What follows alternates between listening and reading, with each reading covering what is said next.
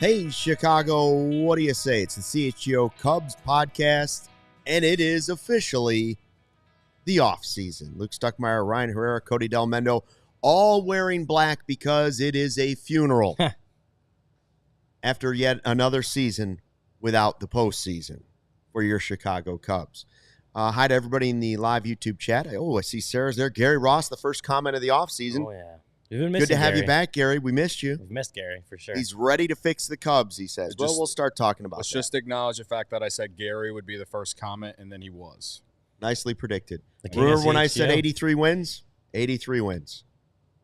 Yeah, 2 years ago. You didn't say that this past season. It just carries over. No, you said 90. No. I said 83 wins, and then I made a joke pick, and so 83 I said 90 because you graduated in 1990 or 1890, whatever you're I will let you get by with your Cody Bellinger. No, don't let him get by for that one either. You can't change it 3 times and then say you got it right. I will let you get by. Gary got it right. I'll let you get by with everything that has to do with who you got because it's funny, but not the win total. Not with how much you talked about how you were right last season. You were wrong this season. I was right 100% last season. I should have been right this season.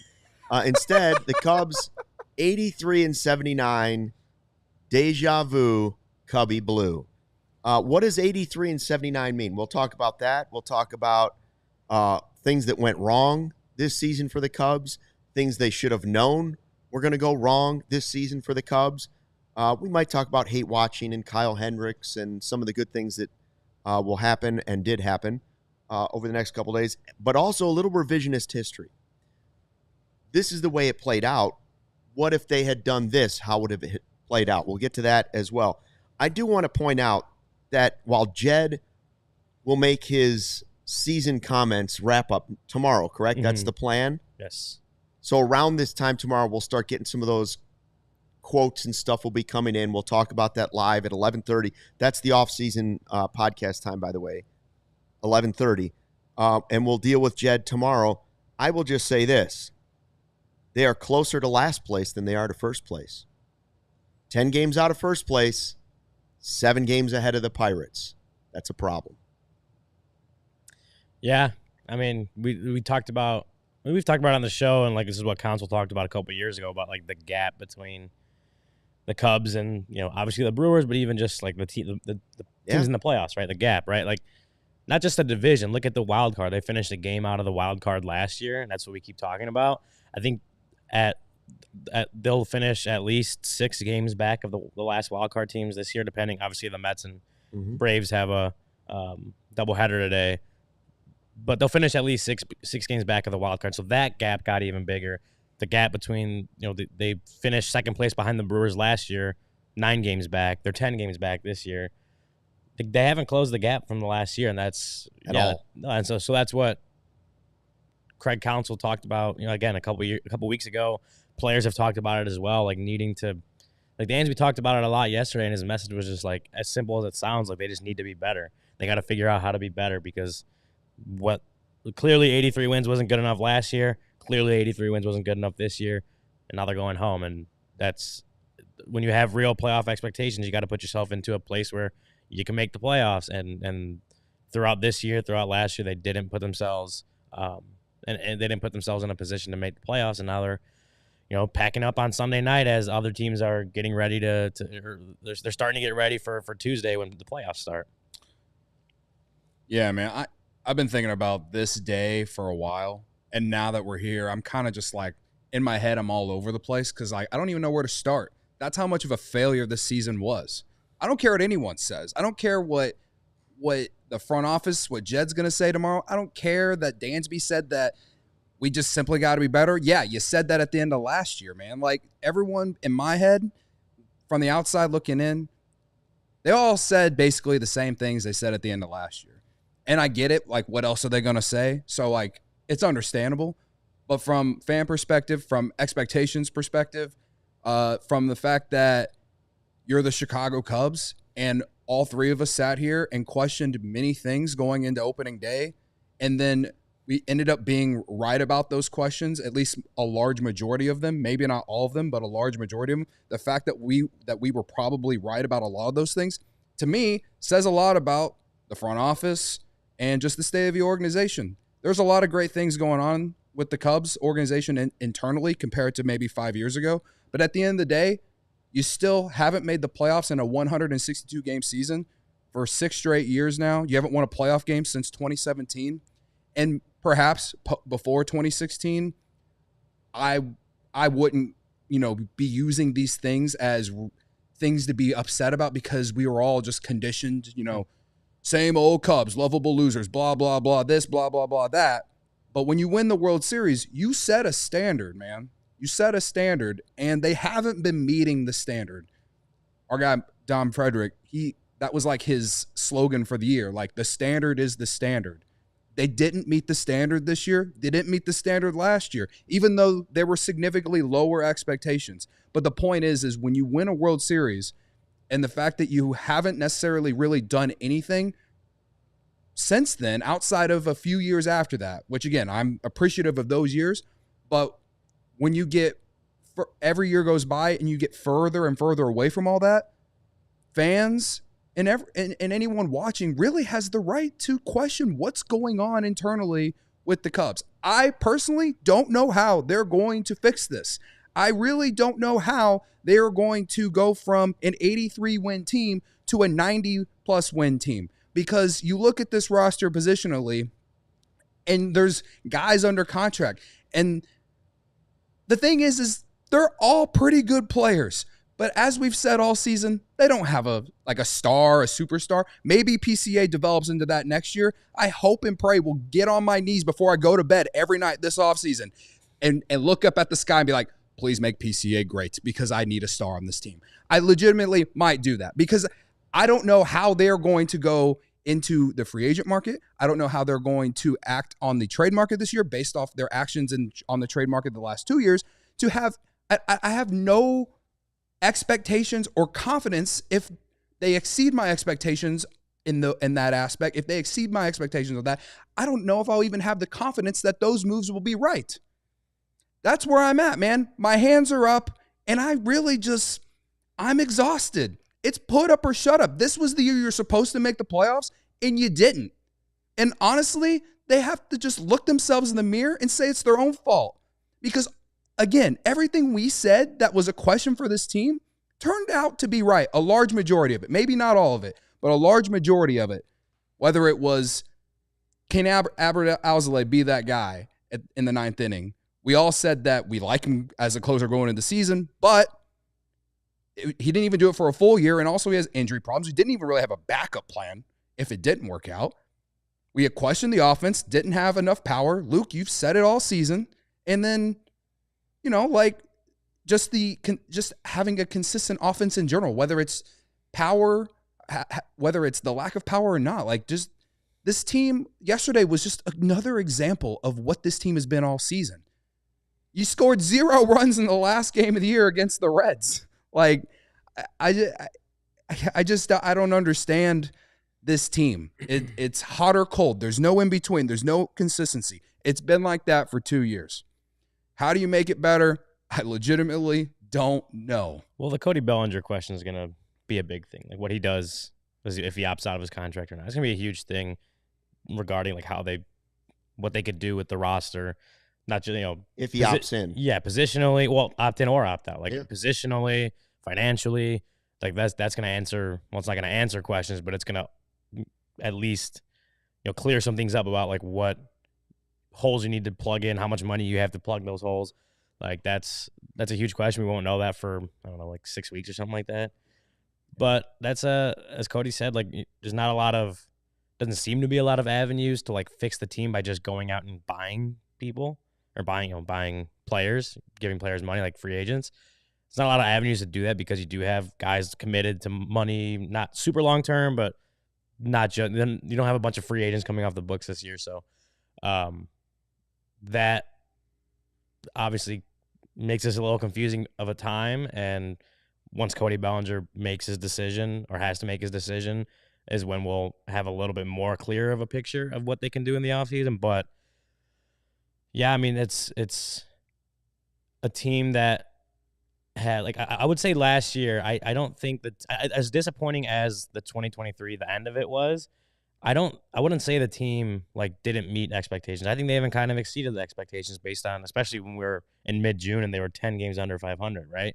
2024 is a different story. They had expectations and they failed to meet those expectations. And I am glad that Craig Counsell, players, like they all acknowledge that they didn't meet their expectations. They failed their expectations, failed to bring playoff baseball back to Wrigley. I appreciate that they do that, but whether it's Craig, whether it's Jed, whoever is saying that, I feel where Cody's coming from is just like, I don't need to hear it anymore. Like, you need to see the moves made. You need to see how you need to see real action taken to get this team to a point where, and like as Corey and Brendan say, like, you want a 90-win team, and like those are hard to build for sure, but you want to build a team where you can say we can reasonably expect 90 wins without needing a bunch of things to go our way. Like that's the problem. Like you can't just say like we are absolutely 100% going to win 90 games with this team. Like that, like most teams can't say that. It's hard to do that. But if you can say we don't need everything to go in our favor this year and we can win 90 plus games, like, you know, maybe some things can go wrong and you can still win 90 games, that'd be great. Or maybe some things can go wrong and you're more in the high 80s or whatever. But if you need to build a team, and this is what they've been saying, like you need to have a 90-win team, a team that you can sit there and be like, we should expect 90 wins and we don't need a bunch of things to go our way. We don't need to have a bunch of good fortune go our way to get there. That's the goal. And like I said, it's hard to do. Is you can't just like wish it into existence or snap your fingers and have that happen. But they have to figure out how to get to that point, because as we see with the National League, the playoff pool right now, those teams are 88, 89 wins in the wild card. You're not going to get in there with 83 wins. Even though last year it was close enough, they didn't get there. This year it's even further away from getting into the playoffs. I believe the Cubs talked themselves into watching the World Series and saying, wild card teams made it. We were one win behind the Diamondbacks. We don't need that many things because baseball is baseball. We could be in the same position, but it doesn't work that way. And like you said, 83 isn't good enough this year. 84 wouldn't have been good enough this year. Sometimes 90 is not even good enough to get there. So you have to prepare yourself to be the Braves. Massive injuries, and your floor is still an opportunity to get into the playoffs. They're not there. What the Cubs went into with the offseason was they went together and said, listen, okay, we've got some good pieces. Let's make some chocolate chip cookies and hope that the chocolate chips show up to make the recipe. It's great. You can have the vanilla and you can have the brown sugar and you can have the butter and all that stuff, but that's just a plain cookie. Without the chocolate chips, it's nothing. So you can't just hope that they're going to show up to the recipe. You got to have them on the table. So that's what this offseason will be about. I don't know what the exact answer is for how you're going to go ahead and do it, but they get paid to figure it out. Are there tough answers and tough questions? You bet there are. But that's why they're in the position they're in, and that's why they need to figure it out pretty quickly for the Chicago Cubs. We'll talk more about that. We'll talk I just want to look at what the Cubs did well this year and what they didn't do well. That's the next segment. And then we're going to look at the options they had and maybe sometimes should have taken. But first, I want to tell you about one of our great sponsors. Does Blue Chew work? If you're asking that question, we want you to know that Blue Chew is putting their money where their mouth is by giving you a month free. Blue Chew is an online service that delivers the same active ingredients as Viagra, Cialis, and Levitra, but at a fraction of the cost in a chewable form. The process is simple. Sign up at BlueChew.com, consult with one of their licensed medical providers, and once you're approved, you receive your prescription within days. Blue Chew tablets are made in the USA, prepared and shipped directly to your door. The best part? It's all done online. That means no visits to the doctor's office, no awkward conversations, and no waiting in line at the pharmacy. You can take them anytime, day or night, so you can plan ahead or be ready whenever opportunity arises. They say there's nothing sexier than confidence, and Blue Chew can help give you confidence where it counts. And we've got a special deal for our listeners. Try Blue Chew free when you use our promo code ALLCITY, ALLCITY at checkout, and just pay the $5 shipping. That's BlueChew.com, promo code ALLCITY to receive your first month free. Visit BlueChew.com for more details and important safety information. And we thank Blue Chew for sponsoring the podcast. Luke, I got to tell you about Chevy because we are on the last day of September. I need to get the message out, as we've been doing it all month, but one last time. If you're in the market for a bigger vehicle, find savings to match at Ray Chevrolet this September because Truck and SUV month is going on now. Head in today to shop their huge selection of new Chevy models at new low prices. Right now, take $3,000 up to $12,000 off MSRP on most new Chevy models, or cruise into fall your own way and shop over 125 of their vehicles priced under $20,000. As one of the top-selling Chevy dealers in the Midwest, you'll always be able to shop one of Chicagoland's largest Chevy inventories. Visit our partner this September at their location on Route 12 in Fox Lake or at raychevrolet.com. And if you've heard of Ray Chevrolet, then you've also heard of Ray's Price Promise, their guarantee to make your next vehicle more affordable than ever with no price changing, no add-ons, and no hidden fees ever. That means the incredible prices we're talking about now, you can expect to see the very same when you shop Ray Chevy in-store or online. Shop Truck and SUV month all month long. Remember, it's September 30th. It's the last day. Do it by visiting Ray Chevrolet in Fox Lake or raychevrolet.com. They've been serving the community since 1963. Together, let's drive.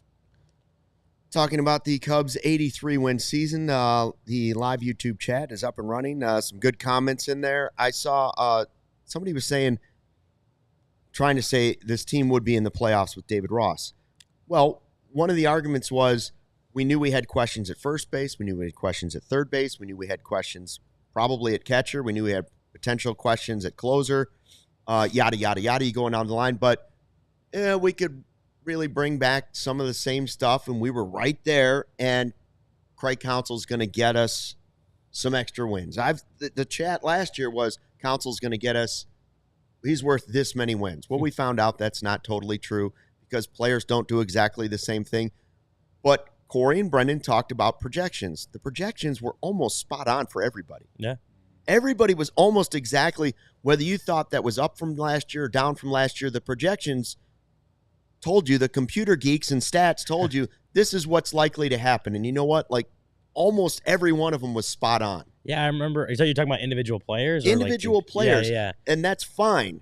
The Cubs had some good players. And what did it predict? I think it predicted 83.5 wins. Like wasn't 82.5, I think, was the projection from Vegas had 83.5. Vegas had 83.5. I think Zips had like 82.1 or something. Right. So it's literally everybody could look at it. The computers could look at it and say, this is where they're going to be.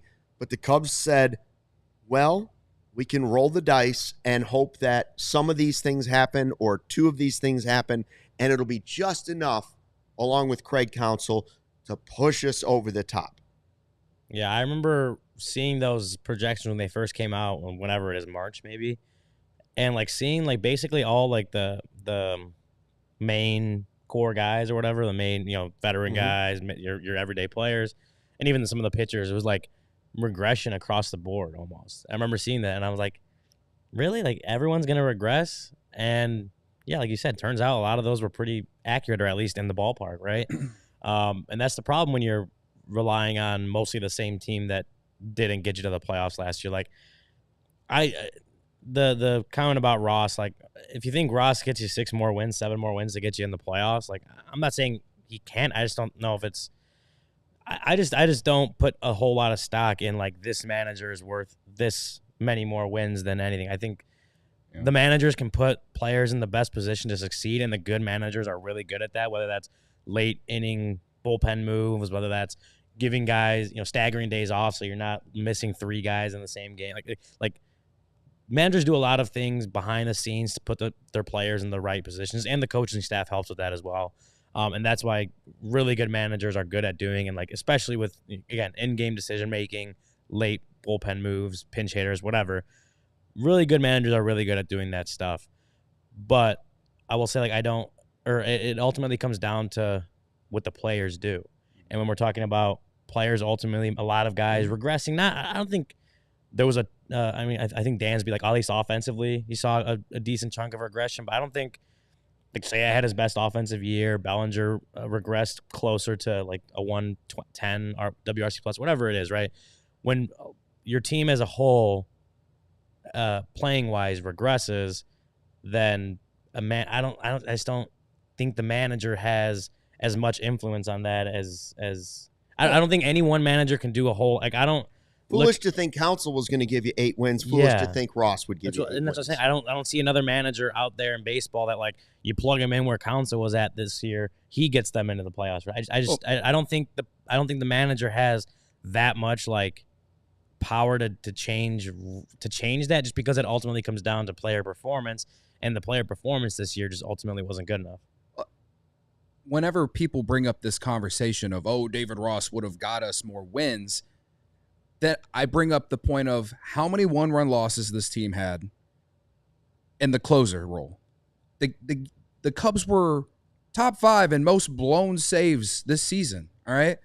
The bullpen at the end of the season, completely different than on opening day, whether that's injuries or just regression. Hector Neris, I still like the signing. Today, I still like the signing because I thought he was going to be a 7th or 8th inning guy. ALLCITY was so bad and then got hurt, which maybe, not that I would wish injury on the guy, but he got hurt and then was out, and like, it was almost like a blessing because he was that bad. Or he was hurt all along. Or he was hurt all along, and that makes you look at how the Cubs medical staff works, right? But I will say this about Council, using Hector Neris as the closer for as long as he did is probably my biggest criticism of him this entire season.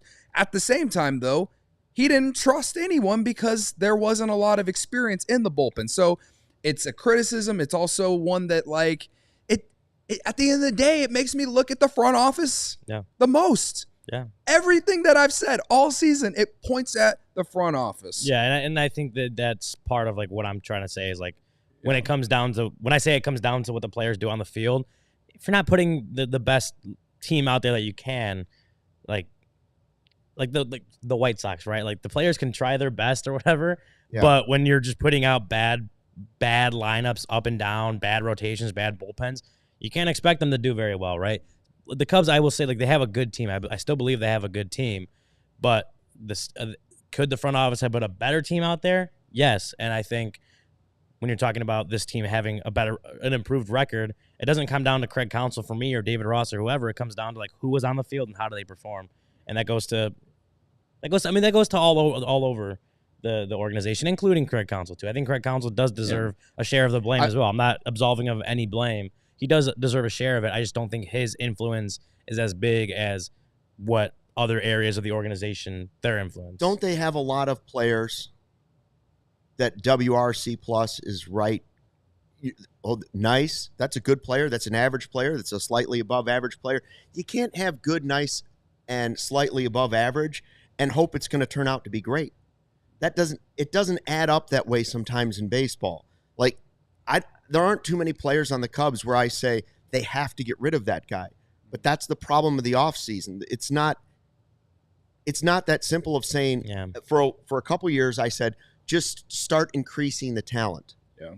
Which they did, and it got better for a year, but then you can't just have that level off. The Morel thing obviously was a huge problem this season. Yeah. That was one of the bigger problems. So, when it comes to Counsell, again, whether it's the continued usage of Hector Neris as the season went along, again, you can argue for it or against it, considering the circumstances he was put into.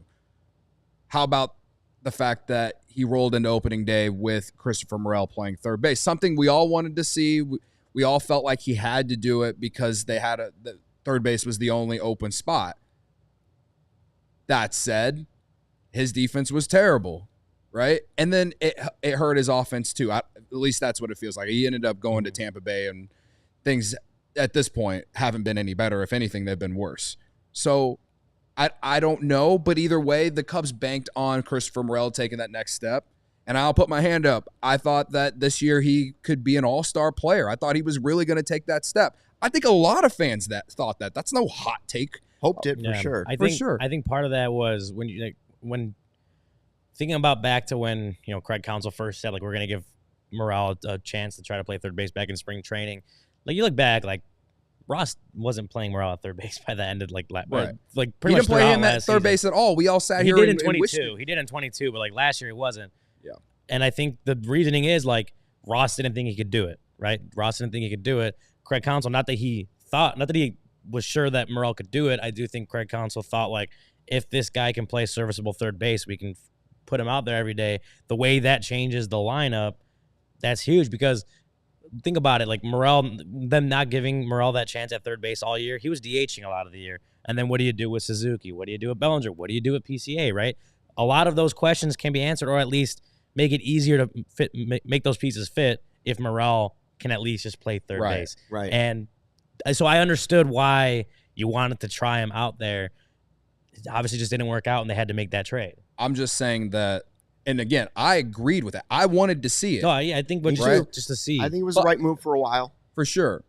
But I think that as time went on and his offense continued to hurt them, the fact that they didn't switch earlier. That said, they didn't have a real replacement there. And Nick Madrigal was awful. And I know that I didn't want them to play Nick Madrigal every day. I think we all know that he is a last man on the bench type player at best. So he didn't really have an option with that either. So, unless the front office was going to be aggressive with prospect capital, in which we learned that they were not going to be, which I can blame them some more on that too, if I so choose to. But I've been yelled at enough by people on social media that I don't know what I'm talking about when it comes to that. But whatever. I'm just saying that they had some options down there if they wanted to so choose to be a little aggressive with some prospect capital. If they really were going to go into the season with boom or bust on Christopher Morel playing third base. I just want to point out that it's my belief that it's not just one position. Kevin Ducey, I totally understand what he's saying in the chat. He's like, it was one of the worst pens in the National League. It was the bullpen. It was. You're right. But it was also the offense. And it was also catcher. And it was also, what were they really elite at this year? If you're trying to get to the postseason, you got to be good, really good or elite at something. I think they ended up being a really good defense. Okay, so they were 4th overall in defensive rating, 7th in outs above average, and 11th in defensive runs saved. Okay, that's pretty good. They're a pretty good defensive team. And they probably would have been much higher than that had they moved Cody Bellinger to right field earlier in the season. You said, Seiya, you're the DH. If that whole thing would have just happened earlier, potentially you improve that even more. But the reason it's not just the bullpen is they were 20th in home runs. They were 12th in runs scored. They were 13th in OPS. They were 10th in team ERA. They were 21st in strikeouts. The teams, it didn't add up. Individual pieces had good seasons, but in baseball, it doesn't always add up. Yeah. All of those things, none of them, only defense can you say that they were elite in. Mm-hmm. Yeah, and when we talk about that May and June and the hole they built themselves, and last year, they were able to dig themselves up pretty well. When they out of their 10-game hole, I think they ended up 12 games above 500 early September. But all the energy and the constant one-run games and all that, a lot of those guys, especially in the bullpen, ended up running out of gas towards the end of the season. This year it was another 9-game hole, I think, on July 3rd because May and July were so bad. And was May pretty and June, you mean? Or May and June, yeah. May and June were so bad. And so that it was end of April to early July. But obviously the meatiest chunk of that is May and June. And you're looking at where that's what we talked about a lot at that point in time is just they weren't getting, and pretty much it seemed like any game they weren't getting all the phases of the game, right? Or at least most of them, right? If the offense had a horrible day, it wasn't the starting pitching and the bullpen picked them up. It felt like the bullpen would also be a letdown. So it was only the starting pitching there, which is no consistency, as you said earlier, Cody. And in that point in time, you dig yourself a gigantic hole where even like you said, even though a lot of guys ended up having good seasons, right? There was a good 2 months there where just the team as a whole was so poor that they dug themselves a hole they weren't going to be able to get out of. We'll look at some of the options that they didn't pursue last offseason in a second. But first, our friends at Blue Moon. Some beers can say they're brewed for baseball, but only Blue Moon is brewed by baseball. Beer and baseball just go together, and no beer goes better than the one that was literally born in a ballpark. Blue Moon, created at Coors Field in Denver. It's the natural choice all season and postseason long. We had a great summertime Shy. The baseball season wasn't great, but we had Blue Moon alongside us. Nothing beats watching baseball or even football like doing it with an ice-cold Blue Moon. Blue Moon was brewed by baseball to give you a dose of nostalgia and get you excited for the season. A beer this good only comes around once in a Blue Moon, but you can enjoy it all year long. Bring the ballpark to you with Blue Moon Belgian-style wheat ale. It's one of a kind every time. Get Blue Moon delivered by visiting get.bluemoonbeer.com/CHGO to see your delivery options. That's get.bluemoonbeer.com/CHGO. Blue Moon, made brighter. Celebrate responsibly. Blue Moon Brewing Company, Golden, Colorado. Whether it's pro or college, the app to bet football or maybe a postseason baseball is Circa Sports Illinois. Circa Sports, it's sports betting the way it should be. Circa Sports Illinois has high betting limits, low holds, and exceptional customer service. Bet on all your favorite teams in every game this season. Spread, props, futures, or in-game, Circa Sports has it fund and bet like a pro from anywhere, anytime in Illinois. Download your new bookie today at circasports.com. Must be 21 plus or older, or 21 or older. Why did I say plus? Gambling problem, call 1-800-GAMBLER. Before the season, I said Orioles. I thought the Orioles would win it all. Well, I said on the graphic I think we made, I said that the Cardinals are going to be we're going to beat the Orioles, but that was all that's like my third. That's like my year 3 of trying to jinx the Cardinals, which is right. Out. It's like what I did with 90 wins. Yes, but you didn't let me do that. You picked the Orioles to win on Circa. That's what you're saying. Yes, huge. Yes. I do like them. Or as we've seen in October baseball, the hottest teams going in seem to do well, and this Detroit Tigers team is kind of wild. And I'm just saying, don't let them get hot. Oh wait, they already are. So I don't know. I will definitely be hate watching the Dodgers, and I will definitely be hate watching the Brewers. And of course, if the Yankees lose again in the playoffs, we'll celebrate it like we won our own World Series too. So, yeah, maybe one day we can talk about Cubs postseason odds in October. Yeah. So was there a way for the Cubs to avoid back-to-back 83-win seasons and outside looking in, another year, no playoffs,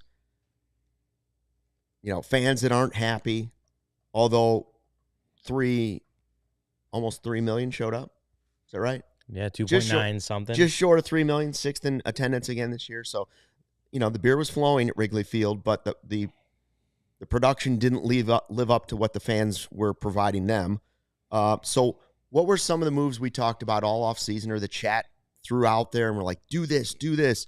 We waited all offseason until the 24th hour, the 24th day, for Cody Bellinger to come back. But instantly, while we all said, thank goodness Cody Bellinger is back because they have to have a left-handed bat. Mm-hmm. Thank goodness he's back. Like, amen, they got it done. The second after that, we all said, but it's only bringing back what you had last year, which wasn't enough. Don't believe that you're sixth best in offense in Major League Baseball because that's how the runs turned out last year. Don't buy the hype. So we were saying, should they have done more with their starting pitching? Should they have done more? Did they still need another bat? We all kind of agreed, I think they still need another bat. Now, whether they were reluctant to do it because of the tax or they just didn't want to do it because they wanted to see how Morel, et cetera, and other things happen, I don't know. So, revisionist history. Let's throw out 4 names for the Cubs that were sort of mentioned as, man, they could still do this after Bellinger. They could still go ahead and do this before or after Bellinger, and yeah, they'd go over to the tax, which they did anyway, by the way, and it would give them a better chance in the division. I'd feel so much better if they did this. Here's how some of those guys did. We talked about Blake Snell. He was out there. I know Cody wasn't a big fan because of he's very inconsistent. He can be great. He can also be not great. His walk rate was my biggest fear. His walk rate. So he had a 1.05 whip this year with a 3.12 ERA. There is no question that Blake Snell would have helped that rotation. Not that it was a bad rotation, but it was hit hard by injuries. And that is something that might have got you at least a handful of wins. I don't think you're catching the Brewers, but it probably get you in the wild card. Potentially. What about the other guys? Now, Montgomery would have been a bad idea. Yeah, Montgomery would not have helped them this year. He had a pretty rough And the year. Diamondbacks may pay for it, too. In his defense, playing in Chase Field is chaos, but You've been there. I have been there, and I've seen nothing but chaos happen there. That said, I'll say this related to Blake Snell and Jordan Montgomery. They both really intensified the fact that they didn't really have a spring training. And Blake Snell was the only one who was able to turn it around. And, he struggled to start the year. Then he was on the injured list multiple times. His second half of the season, probably, I don't know the numbers, but it would probably have to go back to maybe June, somewhere in June, to where he started to turn on. Didn't he throw a no-hitter this year? Was Blake Snell, did he? Yeah, I thought he threw a no-hitter this year. Either way. Quite possible. But then on the flip side, Jordan Montgomery, really, I based off listening to our friends at PHNX Diamondbacks, Montgomery was better as the season went along, but he was so bad at the beginning of the year, kind of like a Kyle Hendricks situation where so bad in April, May, you look at the season-long numbers at the end of the year and you're like, wow, he had a terrible year.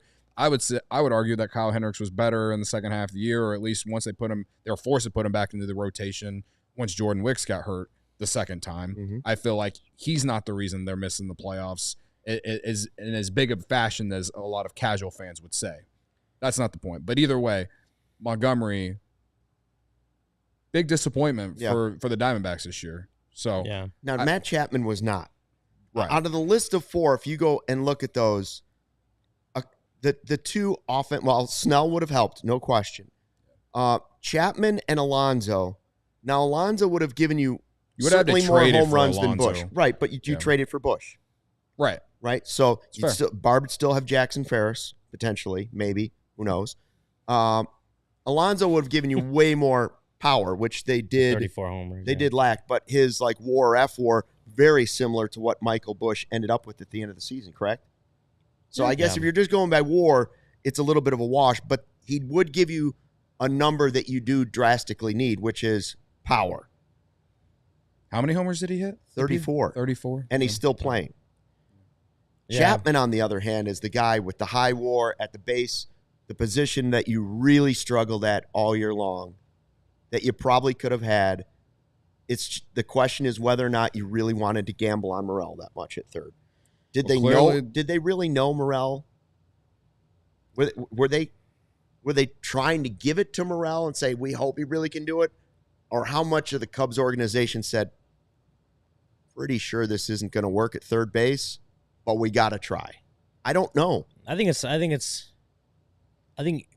somewhere in the middle of those, or maybe even both at the same time. Like hoping that he can do it, but also knowing we kind of need him to do it. I think both can be true at the same time. We need him to be able to do this as far as where our roster construction is now, but also we really hope he could do it because we're not 100% sure he can. I think there's definitely a mix of both in there, and that's when you're talking about Matt Chapman, he would have been a really good addition to this team. He had a 121 WRC plus, so he had a pretty solid year at the plate. Good defensively. Great defensively. Ended up 5.5 WAR. On Fangraphs. Would have been a really, really good addition at a position that has been still a question mark a year later at third base, right? Isaac Paredes just didn't have a great 2 months when he, since coming over from or during the trade deadline. He just didn't have a great 2 months. I think he plays solid third base. I think he's a good bat, and obviously their hope is now that they've traded him, he can come into next season fresh, the stress of the trade deadline behind him, get a fresh start, spring training, all that stuff, and can be more of what he was the last few years. But, you're looking at Chapman, he would have really helped them this year at third base on both sides of the bat, and he ended up getting a contract extension, right? Yeah. Matt Chapman got a contract extension because the Giants liked him so much. They just fired their guy. They did just fire their guy. But which is that makes me question why'd they give that extension if they fired their Didn't know he was getting fired. Well, the owners would Fair not. enough. But Yeah, right. I guess. But I think that goes to show how much they did like him organizationally, because I don't think the owner would let their president of baseball, whatever Farhan Zaidi was, his title, I don't think they would have let him sign off on a contract like that if they knew they were going to fire him. Yeah. So I think that speaks to how much Matt Chapman, they appreciate what he brings as an organization, and that yeah, we may be moving on from our, the guy running baseball operations for us, but we do want you here. Right. I think that speaks to what Chapman was able to do this year and why they wanted to give him that extension. Roberto Blanco in the chat said, I don't want any of those guys. Glad none of them are on the Cubs. So who did the Cubs basically choose to go with over some of those other options?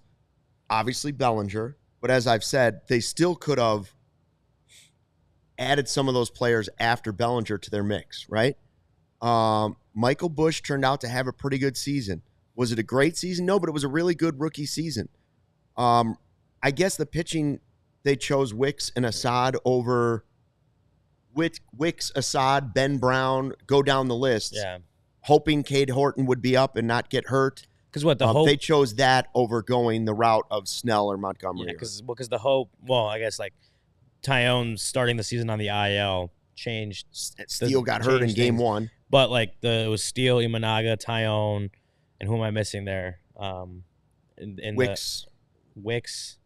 Hendricks. Okay, yeah, Hendricks is the one I'm missing. So like it was Steele, Imanaga, Tyone for sure going in as your top three.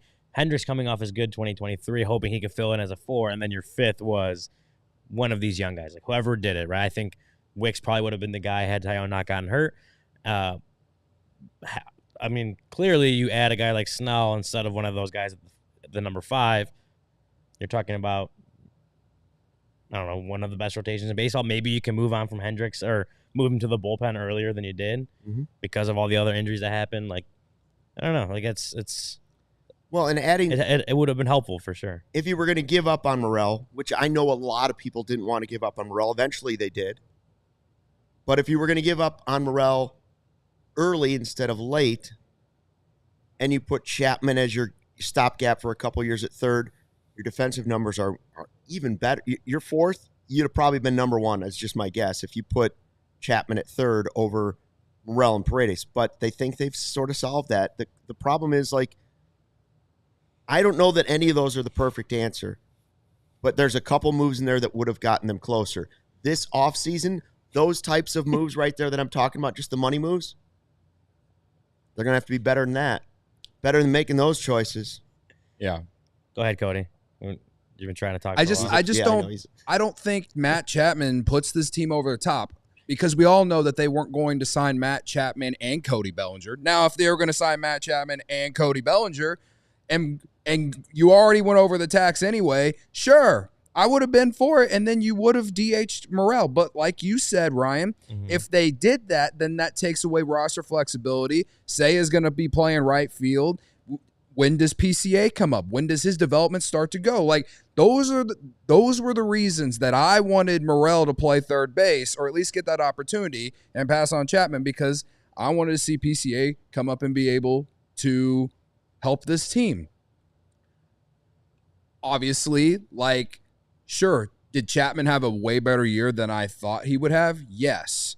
But when you just look at the numbers that we put up on the screen, I mean, he's still like another version of Dansby Swanson, which is what I said. Now, the home run total was up higher than it has been in recent years. Were better this year. The offensive numbers were better this year, but it was 1 year. It was 1 year. This is his first 5.5 WAR season since 2019. Okay, he earned his contract extension. All right, I still think he's another version of Dansby Swanson, a great defensive player. I do not think he will be close to 30 home runs in 2025. Does that mean that I'm not admitting to being wrong about it? No. Again, I would have been okay with it if they would have said, okay, we're bringing Bellinger back and we're going to add Chapman to this roster. But we all know that they weren't going to do that. We all know they weren't going to do it because they waited until mid-March or whatever it was to sign Bellinger. So if they would have just said, screw it, we're going to go over the tax anyway, let's add another player, then I would have been for it because at least it's showing that they're trying to win. And hell, they probably do win a few more games. I'm just going based off what the basic reality of it is. If they didn't sign Bellinger, they would have signed Chapman. And then probably the same result happens. I don't think it's any different. Maybe it's 85 wins instead of 83, Luke. Like, that to me, that's what it is. I mean, considering Chapman, he signed a 1-year deal, right? Like, I guess what you're saying is, right, like, it all depends on what they would want it to go over the luxury tax then. And as far over as they would have had to get him, willingness to do that, like, yeah, they probably should have signed Chapman. But it depends on the willingness to actually go over the tax, which we saw is kind of like where they're trying to toe that line and maybe not get over it or have the ability to get under it. I think all me and Luke are saying is that, like, Matt Chapman clearly helps this team this year. Whether I'm not saying that he wouldn't have. I'm just being realistic and saying that they weren't going to sign both. But that's not what we're saying. It's like we're saying he helps this team this year if they do sign him. But we're looking at it at revisionist history. We all know that they weren't going to sign both. I'm not saying even that at the time I did want Morel to play third base. And I wasn't sure Chapman was the answer. But in revisionist history, I can look at it now and say they should have evaluated Morel earlier than they did and moved on, gotten some value for him, traded him, not for Paredes, because they would have had Chapman at third. The defense would have been better. The offense would have been better. And now your piece of Morel and put him together with somebody else goes out and gets you a starter that maybe isn't on that list because now you can't afford Snell or whatever, but maybe you were able to add a bullpen piece that you didn't add, right? Like, it's all moving chess pieces. I'm not saying one move is the right move. They didn't make enough moves, right? That's the bottom line. They didn't move enough chess pieces or checker pieces around. They were kind of happy to just stay pat a little bit and say, let's hope that we win this game of checkers or chess. Yeah. But again, like, if they had signed Chapman and Bellinger, then it definitely would have opened up the possibility to move Morel at his highest value. And if they would have, at the time, I think a lot of fans would have questioned it because a lot of fans were high on Morel. That's at that time. Now, when we're talking about a team that doesn't have a lot of power, Chapman, we talked about it for months. Luke, like, okay, 27 homers. I don't know. Like, do things really change in the biggest problem with this offense with Matt Chapman? Not just Matt Chapman. If you sign both, then sure. But I'm tired of this discourse of, like, bringing Bellinger back was the biggest mistake instead of signing Chapman. No. But that's basically what we're doing here with this conversation. No, we're not. We're saying that's what it feels like. That's not what we're doing at all. Bellinger should have come back. Yeah, Bellinger is 100% But it's the Bellinger. thing we said before the season, Cody. You got to bring back Bellinger, but that's just bringing back last year's team. You got to bring back Bellinger and another bat. Bellinger's in this revisionist history. Bellinger's always coming back still. Like, we're not getting rid of Bellinger. Okay, he might be back next year. And what fixes the team? I'm not sure any of those four moves. Even in revisionist history, I'm not sure one of those four moves, as Cody said, is enough to get them to the postseason. What gets them to the postseason? Shohei Ohtani would have him in the postseason. Soto would have him in the postseason, right? Or if they would have found a way to make that trade for Class A. I don't know if he would have had to include Cade Horton or not, and I still wouldn't give up Cade Horton for the guy. But if you would have made the trade for Class A, you don't blow as many saves as you did. Cleveland's pretty happy they didn't do that. Right. Oh, yeah. If it was a real deal, There are obviously issues with how they put the position player part of the roster together. But when you just look at the free agent market and the potential trade for Pete Alonso, I just don't think that much really changes.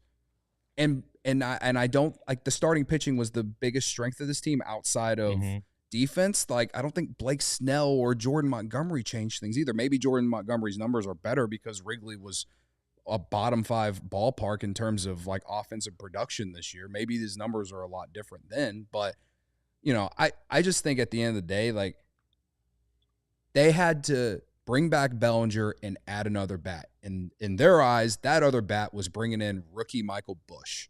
And he turned out to be awesome. He ended up being a 3-WAR player, hit 20-plus homers like I said he would, and gradually made huge improvements defensively at first base all season. All those things happened for him, and it still wasn't enough because you had guys regress like Christopher Morel, Dansby Swanson being bad for 3 months, right? The fact that they didn't just, when they knew they were already going over the tax, the fact that they didn't just add another player, to me, is what the biggest fault is in terms of fixing this offense. And could have been Chapman. It could have added Chapman, and then you could have traded Morel that way. Hap ended up with the highest WAR and the most home runs, right? What did he finish in home runs, Hap? 22, something like that, 24. 25. So Chapman would have led the 25. team in home runs and WAR. Yeah. While I agree with you, he's at times very similar to a high-end Dansby Swanson offensively. That consistent production at third base, in hindsight, in revisionist history, would have been better than what they did. I also Now, think the other huge mistake was catcher. Well, we all were wrong about that. Everyone was wrong about that. At least this show was. Yeah. I don't know who else was talking out there, but I thought it was an okay move to come back with those guys. We should have seen that Yan Gomes was going to regress into what Yan Gomes. I don't necessarily think, but you should. And should Amaya was have not good seen for the that. first part. I don't think anyone could necessarily have seen that. Like, he was a really good player last year, and like An yeah, old like catcher though. Yeah, but to go as completely fall off the map as quickly as he did, I don't think that's foreseeable. I do think that we were ended up being wrong, obviously, about it. The fact that his defense went down as far as it did is probably what bothers me the most. Like, I think any knowledgeable fan would have known that you couldn't have relied on that same offense that he gave you in 2023 as one of the most clutch players on the team.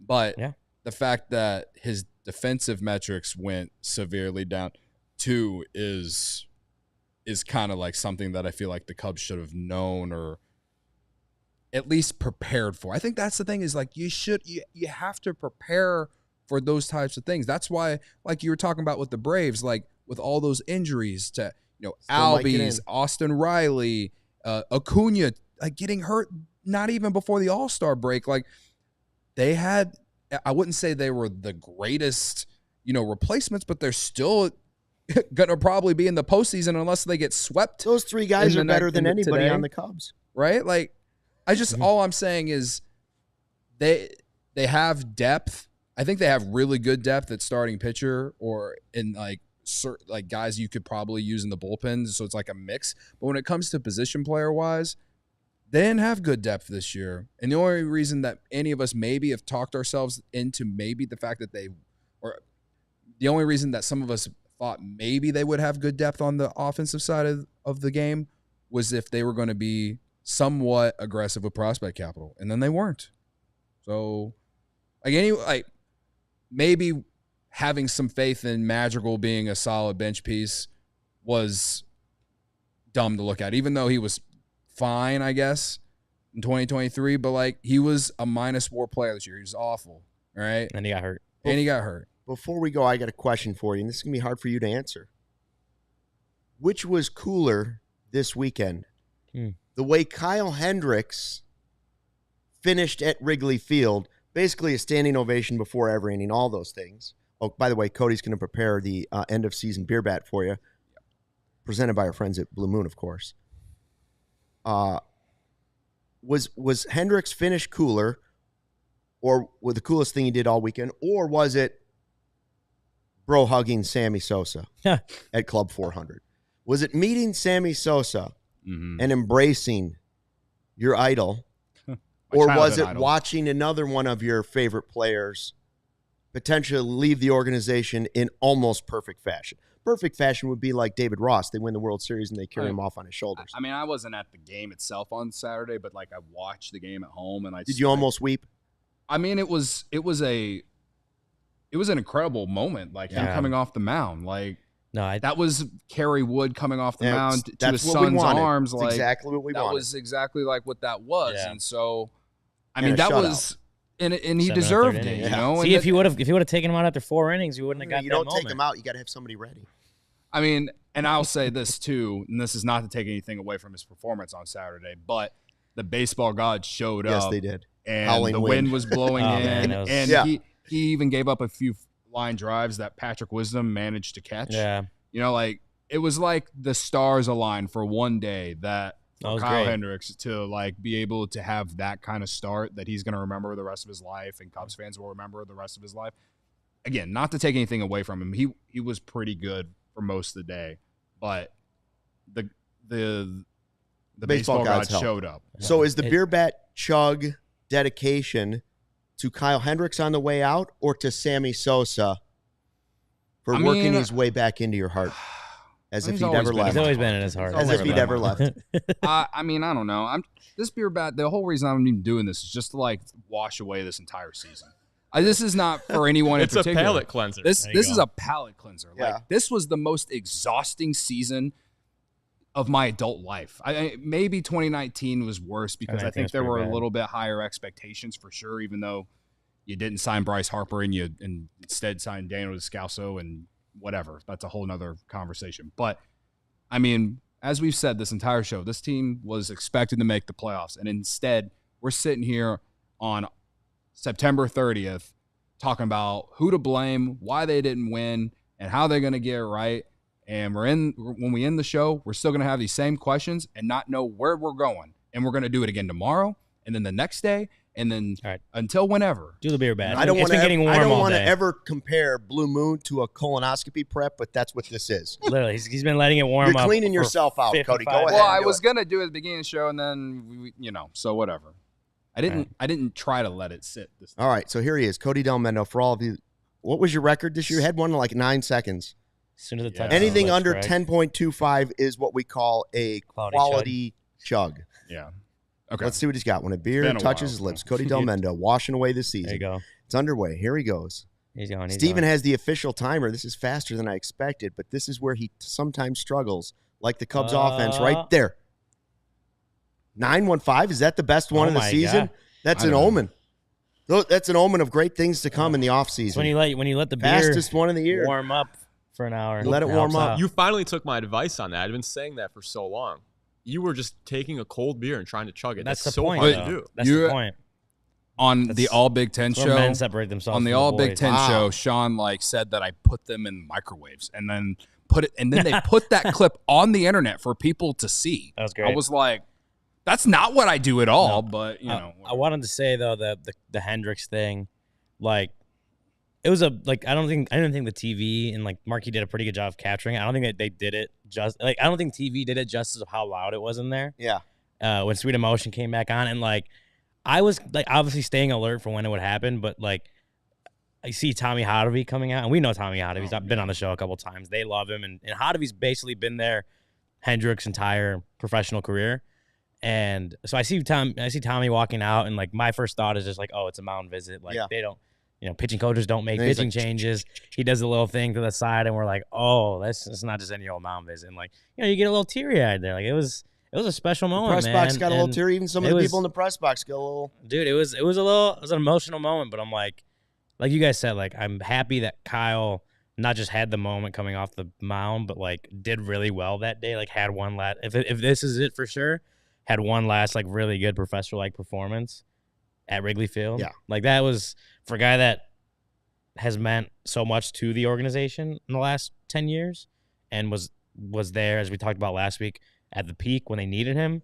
Like to have that moment, if this is the end, like that was a great way to send him out. It's a great way for him to send himself out, but a great way for the Cubs and for the fans to send him out. I thought it was like overall just like a really awesome moment.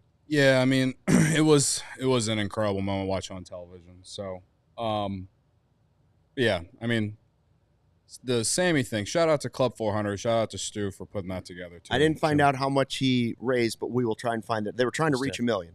Yeah. So that was an incredible moment. He hugged everyone that got something signed or took a picture with him. Did you hold on a little bit longer than was comfortable or not? No. But I did tell. I made sure to tell him that he is a big part of my my and fandom. I saw you were wearing our hoodie. And he signed it. Bring Sammy home. Oh, wow. He signed the CHGO hoodie. I'm never wearing it again. Get it in the locker right now. Yeah. No, you can't wear it now. No, I'm never wearing it. Just get another one. Yeah. That's what I'll probably have to do. Did you give him the Die Hard card? I tried to, but then they like pushed me out of the way because there were so many people in line. So Sammy will reach out. He'll get it. Anyway. Thanks for checking out the CHGO Cubs podcast. The offseason is underway. Tomorrow is Jed's press conference. Ryan will be there. We'll try to talk to him before the podcast is over. It starts at 11:30 tomorrow, so we'll kind of be watching it and listening to it as we go through the podcast tomorrow. Join us for that fun. We'll be here. Thanks to everybody in the live YouTube chat this season, all the diehards out there. We appreciate all of you. Until next time, 11:30 tomorrow. Thanks for watching, and fly the W. We all silly like the mayor.